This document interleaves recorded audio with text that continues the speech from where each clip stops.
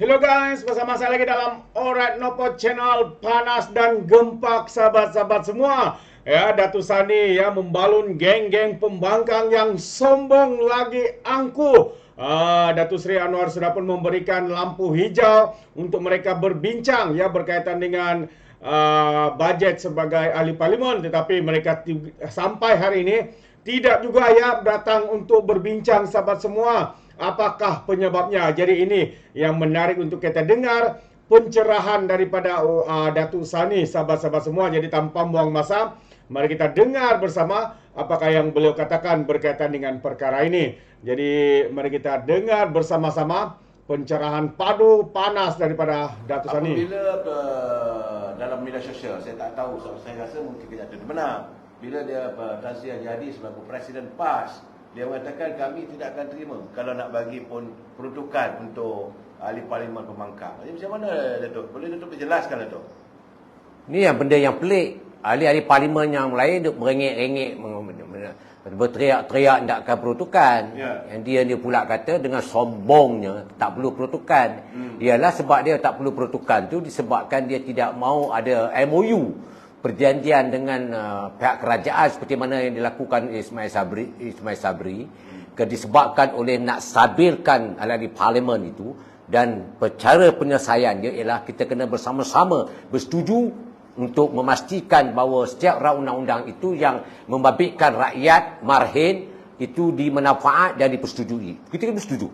Sebab tu kita bila buat suatu akta yang ada pindaan, kalau melibatkan kepentingan orang ramai, maka kita tidak akan keluar daripada Dewan.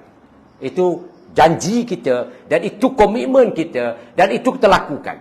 Dan apa yang berlaku sekarang ni, bercakap tentang separuh penggal rancangan Malaysia ke-12, tak bahas lagi, baru sebut DNAAA yang tak perlu dijawab, yang tak perlu dilayan.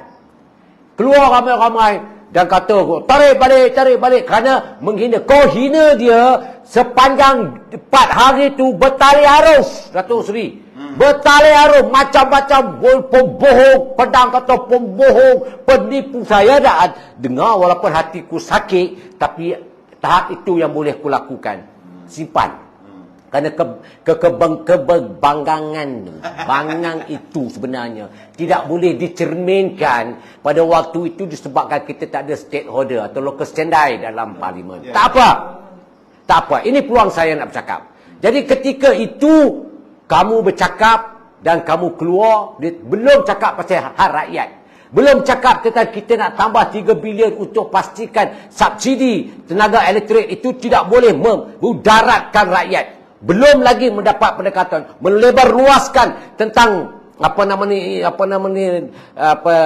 infra yang ada dalam negara ini untuk dipenambahbaikan, untuk memastikan rancangan Malaysia ke-12 itu bersambung daripada kerajaan ketika itu diperintah oleh Perdana Menterinya oleh Ismail Sabri, tak sempat nak mendapat kelulusan. Sebab itu mesyuarat khas itu ialah untuk memastikan kesinambungan penambahan.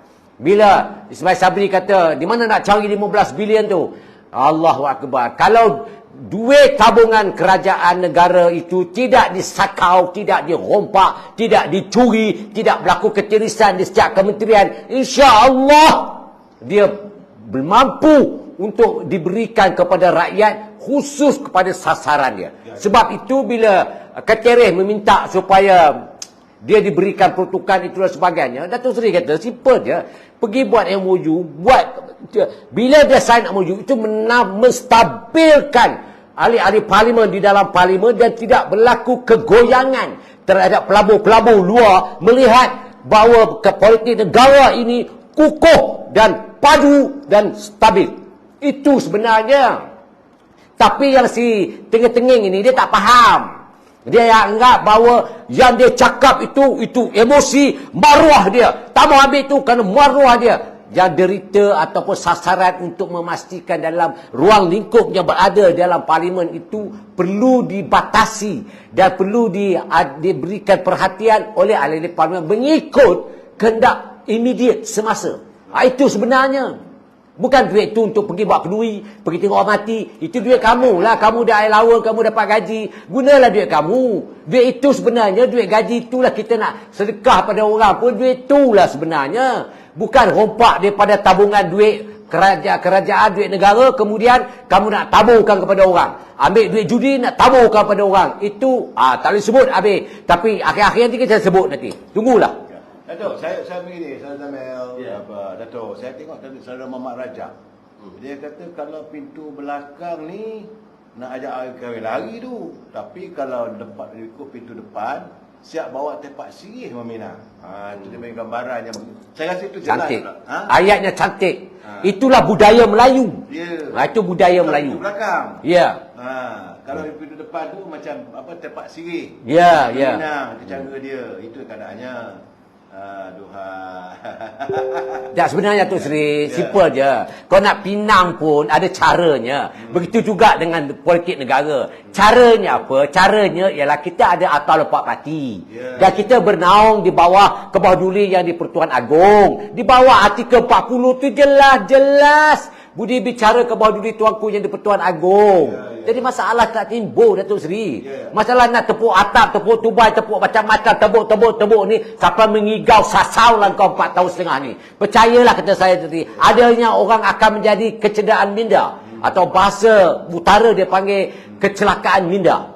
Jadi dia fikir dia betul, tapi sebenarnya dia sosang. Dia fikir dia betul, tapi dia ni sebenarnya dah gila. Itu yang berlaku. Ini saya saudara Zamel. Saya bila Dato' Dollah bercakap dia kadang-kadang seriau, jangan terbabas nanti maklum sajalah. InsyaAllah tak ada. Saya minum kopi tak insyaAllah tak ada apa.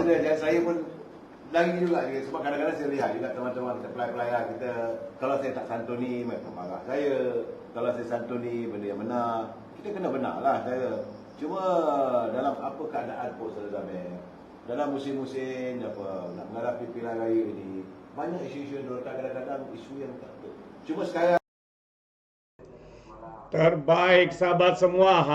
Kita dengar tadi pencerahan dan juga penegasan daripada Datuk Sani ya. Kita boleh nampak bagaimana pedas ayat-ayat kata-katanya itu ditujukan kepada siapa? Kepada pihak pembangkang ya yang begitu sombong dan angkuh ya dengan dalam isu bajet sebagai ahli parlimen ini sahabat-sahabat semua. Ya, kalau kita lihat dalam bertahun-tahun, puluhan tahun kita merdeka ini, pembangkang tidak pernah diberi peruntukan ya. Ada beberapa Perdana Menteri sebelum ini juga tidak pernah ya diberi peruntukan kecuali ada kes-kes tertentu. Tetapi kali pertama Datuk Seri Anwar Ibrahim menjadi ketua pembangkang, ya pembangkang ketika itu diberikan ya bajet sebagai pembangkang. Kerana apa? Kerana mereka berbincang secara baik-baik ya sehingga termeterainya satu MOU ya perjanjian ya untuk menstabilkan politik ketika itu. Ya, tetapi kenapa hari ini pihak pembangkang PAS bersatu tidak mau untuk berbincang bersama? Kerana seperti mana yang dikatakan oleh Datuk Sani, saya percaya kalau mereka sudah mahu berbincang dan termeterainya MOU ini, pastinya mereka tidak dapat lagi memainkan politik sempit, politik perkauman, politik kebencian yang seperti mana yang mereka sedang lakukan hari ini. Kerana mereka sudah terikat dalam perjanjian ataupun MOU tersebut seperti mana yang dilakukan ya dalam ketika ya Datuk Seri Anwar menjadi pembangkang, ketua pembangkang dan juga ya Ismail Sabri sebagai Perdana Menteri untuk menstabilkan politik, untuk memulihkan ekonomi. Jika benar mereka mempunyai politik will yang kuat ya sepatutnya mereka melakukan ini. Jika tidak ya kita tahu bahwa apa yang sedang mereka rencanakan buat hari ini adalah berpolitik sepanjang masa, ya tidak hiraukan kesusahan rakyat, tidak hiraukan bagaimana ekonomi hari ini yang begitu mencabar, yang sebelum ini diwarisi oleh kerajaan perpaduan daripada Kerajaan Perikatan Nasional yang gagal ditadbir, gagal diselesaikan oleh mereka. Hari ini mereka pula yang meroyan katanya kerajaan ini gagal, sedangkan mereka lah yang gagal sebelum ini. Sehingga kerajaan perpaduan hari ini mewarisi legasi kegagalan daripada Perdana Menteri Muhyiddin Yassin Kerajaan Perikatan Nasional, menteri-menterinya, ada yang tidur, ada yang makan gaji buta dan sebagainya. Itu pandangan saya. Bagaimana pula dengan Anda, sahabat-sahabat semua? Anda setuju atau tidak? Anda boleh berikan komen dalam ruangan komen. Jadi terima kasih, sampai di sini saja. Izinkan saya untuk mengundurkan diri. Dan seperti biasa, peribahasa mengatakan, tapapun kangkap, 2 tahun keinginan. Dalam bahasa Melayunya, tepuk dadah, tanya selera. Sekian saja pada Alright No Channel. Kita berjumpa lagi. Bye-bye.